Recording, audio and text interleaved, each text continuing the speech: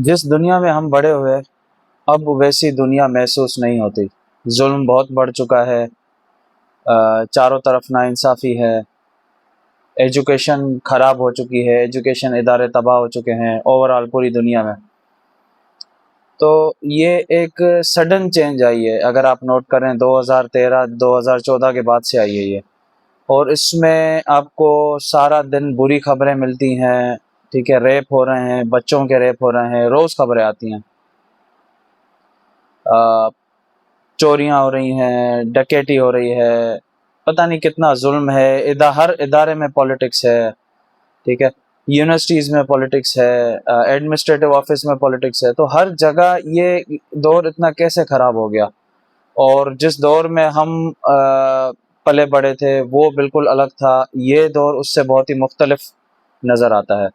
इस दौर में हर कोई घबराया हुआ है, हर कोई खौफ में है, एक नौकरी जाने का खौफ, अ, पढ़ाई न कर पाने का खौफ, बीमार होने का खौफ। तो ये किसी न किसी की एंग्ज़ायटी, कोई न कोई एंग्ज़ायटी आपके पीछे पड़ी हुई है। तो ये दौर इस तरह कैसे बन गया? ये अचानक चेंजिंग ऐसे कैसे आई? इसके कुछ जो वजूहात हैं, कुछ कॉज़ेज़ जो मुझे नज़र आते हैं, वो ये हैं कि हमने पनिश करना छोड़ दिया है। सबसे पहली वजह ये है। तभी ये ज़ुल्म इतना बढ़ चुका है, क्रूरटी बढ़ चुकी है, हर इदारे में पॉलिटिक्स है, जूनियर एम्प्लॉइज़ को दबाया जाता है, ठीक है? नाइंसाफ़ी है, वो इसी वजह से है कि जो हमारे साथ अगर कुछ करता है, तो हम उसे पनिश नहीं करते, ठीक है? हम उसे छोड़ देते हैं। और ये लोग ऐसे ही बुली बनते हैं, जब उनको कॉन्सिक्वेंसेस फेस नहीं करने पड़ते, ठीक है? तो एक तो हमने उनको पनिश करना छोड़ दिया जो गलत करते हैं, और हमने सिर्फ एक तरीका और रैशनलाइजेशन अपना ली है कि भाई अल्लाह ताला इनको खुद ही देख लेंगे, आखिरत में इनके साथ ये होगा। हम कुछ नहीं करते और शराफत की चादर लपेटे हम चुप करके चल पड़ते हैं, विदाउट रियलाइजिंग कि ये जो है ये डरपोक बनना है, ठीक है? ये कॉवर्डिस है, हम कॉवर्ड्स बन चुके हैं। इस वजह से जो है लोग बुलीज बनते जा रहे हैं, चालाकियां कर रहे हैं, जुल्म कर रहे हैं, क्योंकि उनको पता है कि मेरा कुछ भी कोई नहीं करेगा। सबसे बड़ी मिसाल इसकी जो है वो आप बेंजामिन नेतन्याहू को देख लें कि जुल्म पे जुल्म करे जा रहा है, हालांकि इतने दुनिया में इदारे हैं, यूनाइटेड नेशन है, एमनेस्टी इंटरनेशनल है, इंटरनेशनल कोर्ट ऑफ जस्टिस है, सब ने इसके खिलाफ बोला, पर कोई भी इसका कुछ नहीं बिगाड़ सकता, ठीक है? तो अगर लोगों को ये पता चल जाए कि मेरा कुछ नहीं बिगाड़ सकता, तो फिर वो फिरौन बनना शुरू हो जाते हैं आहिस्ता आहिस्ता। तो ये किसी और की गलती नहीं है, इसमें हमारी ही गलती है।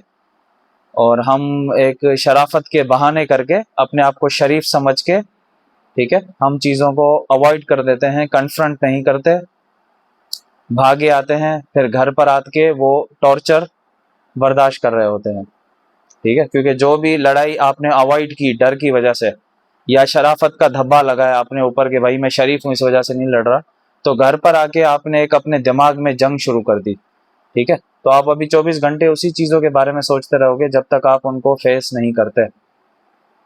तो पहली वजह मुझे ये लगती है कि जिसकी वजह से इतनी बुलिंग और ये जुल्म, नाइंसाफ़ी बढ़ चुकी है, ठीक है? क्योंकि जो भी हमें फेस करता है, उसे पता चल जाता है कि भाई ये कुछ नहीं करेंगे, ठीक है?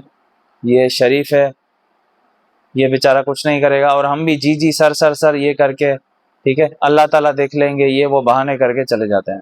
इस वजह से वो अगला बंदा आहिस्ता आहिस्ता, एक सड़क छाप भी होगा कोई भी, वो आहिस्ता आहिस्ता जालिम बनता जाएगा, ठीक है? ये सारे हमारे करतूत हैं, हमने उसे ऐसा बनाया। दूसरी वजह जो मुझे नज़र आती है वो है चमचेबाजी। हमने ये सीख लिया है कि किसी दो नंबर आदमी, किसी माफिया के अंडर में, किसी करप्ट आदमी के अंडर में रहना है, उसका चमचा बन के रहना है, तभी हमारा सर्वाइवल पॉसिबल है। वरना इस दौर में हम मुश्किल से जी सकेंगे, कमाना बहुत मुश्किल हो जाएगा, काम करना मुश्किल हो जाएगा, हमारी फैमिली को बहुत तकलीफ होगी। तो बेहतर यही है कि किसी पावरफुल आदमी का चमचा बन के रहें, ठीक है? यही वजह है कि आप चारों तरफ अपने इर्द गिर्द थोड़ा देखें, और आपको चमचेबाजी सबसे ज़्यादा नज़र आ रही होगी। इदारे हों, यूनिवर्सिटीज़ हों, इवन के स्टूडेंट्स तक चमचेबाज बन चुके हैं, ठीक है? तो ये दूसरी वजह है जिसकी वजह से 2 नंबर आदमी एम्पावर्ड हो चुका है। उसे पता है कि भाई मेरे ये चमचे बन के रहेंगे, इनका सर्वाइवल इसी में पॉसिबल है, वरना ये सर्वाइव नहीं कर सकेंगे। ठीक है, तो हमारा जो भरोसा है वो खुदा से हट चुका है और 2 नंबर आदमियों पर आ चुका है। ये इसी जो है हरकत की वजह से हमारे ऊपर इतना जुल्म, इतना ये चालाकियाँ, ये जो है नाइंसाफ़ी, ये आप देख रहे हैं। तो दूसरी वजह है चमचेबाजी। तीसरी वजह गाज़ा में जो तबाही हुई, ठीक है, यमन में जो तबाही हुई, और भी जो मुस्लिम ममालिक हैं जो तबाही हो रही है इसराइल की तरफ से, अमेरिका की तरफ से, तो ये इतने सालों तक जुल्म चलता रहा और किसी ने कुछ भी नहीं किया, ना ही हमें सही इन्फॉर्मेशन बताई गई। आप बीबीसी वगैरह देख लें, फॉक्स न्यूज़ वगैरह देख लें, जो भी इनके चैनल्स हैं, तकरीबन आपको झूठी खबरें बता रहे होंगे और इसराइल और अमेरिका का साइड लिया हुआ होगा। तो तीसरी वजह ये है कि जो मीडिया आउटलेट्स हैं या मीडिया की एजेंसीज़ हैं वो करप्ट बन चुकी हैं और उन्होंने भी यही सीख लिया है कि भाई पावरफुल अथॉरिटीज़ के चमचे बनेंगे, उनकी बातें मानेंगे तो पैसे भी कमाएंगे और मशहूर भी होंगे और हमारी एजेंसी भी चलेगी। ठीक है, तो मीडिया को करप्ट करना, ये एप्स्टीन फाइल्स में जो भी हैं, जो भी कल्प्रिट्स थे, इन सारों की यही काम है, मीडिया को कंट्रोल करना, सोशल मीडिया को कंट्रोल करना, झूठी खबरें फैलाना। इनके अपने एजेंट छोड़े हुए होते हैं जो झूठी पोस्ट्स, वीडियोस, ठीक है, कमेंट्रीज वगैरह कर रहे होते हैं। अभी रिसेंटली इसराइल का केस आया है कि उसने सोशल मीडिया इन्फ्लुएंसर्स को बाकायदे पे किया था कि वो लोगों को मिसगाइड करें और मिस इन्फॉर्म करें, ठीक है, और इसराइल के लिए एम्पैथी हासिल करें। तो तीसरा ये है कि जो भी हमारी न्यूज़ की एजेंसीज़ हैं वो सारी तबाह हो चुकी हैं। इसमें कोई भी शक नहीं है कि वो मिस इन्फॉर्म कर रहे हैं आवाम को, झूठी खबरें फैला रहे हैं। ठीक है, जो असल खबरें चल रही हैं, इवेंट्स चल रहे हैं, उनकी कोई भी हमें न्यूज़ नहीं मिलती। बेकार चीज़ें, ठीक है,